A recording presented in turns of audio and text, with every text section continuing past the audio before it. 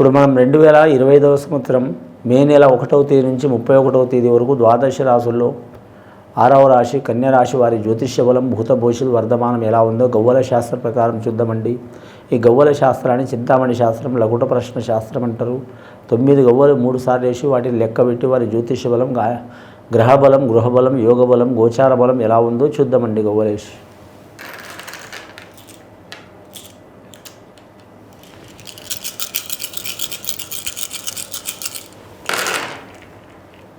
ముఖ్యంగా ఈ రాశి వారి జాతకంలో పడ్డాయండి. 6 గవ్వలు పడ్డాయి.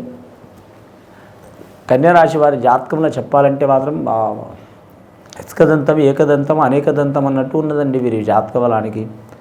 ఈ 31 రోజులు వీరి జాతక బలానికి 11 రోజులు అనుకూలంగా ఉంటే, 10 రోజులు ఇబ్బందికరంగా ఉంటే, 10 రోజులు సరిసమాన యోగ బలంగా ఉంటుంది వీరి జాతక బలానికి.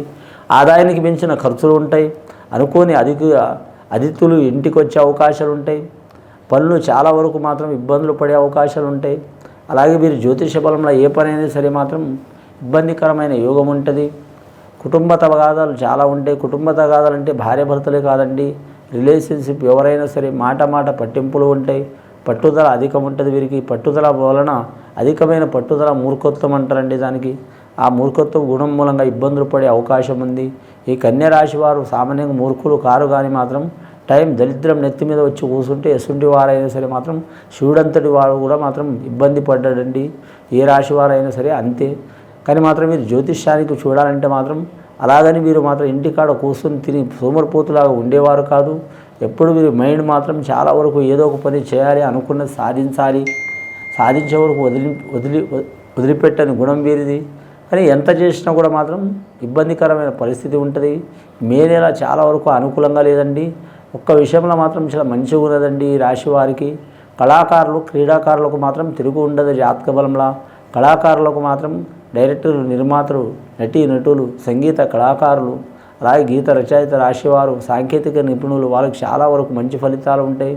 క్రీడాకారులు అంటే వందలాది రకాల క్రీడలు ఉంటాయండి. మన దేశంలో కావచ్చు, ప్రపంచంలో కావచ్చు. క్రీడాకారులకు కూడా అనుకూలమైన కాలం ఉంది. వీరి జాతకంలో చూడాలంటే వ్యవసాయదారులకు కూడా నష్టం వచ్చే అవకాశాలు ఉన్నాయి, జాగ్రత్తగా ఉండాలి. అలాగే గవర్నమెంట్ నుంచి లోన్ కానీ, ధనం కానీ, రుణం కానీ పొందాలనుకునే వారు కూడా మాత్రం స్థలం కానీ, భూమి కానీ అనుకూలంగా ఉంటుంది. కానీ అతి కష్టం మీద లభించే అవకాశం ఉంటుంది. నిరుద్యోగులకు మాత్రం శుభార్తలు వినే అవకాశం చాలా తక్కువ ఉన్నదండి. స్త్రీలకు అనుకూలంగా ఉంటుంది, పురుషులకు మాత్రం అనుకూలంగా ఉండదు.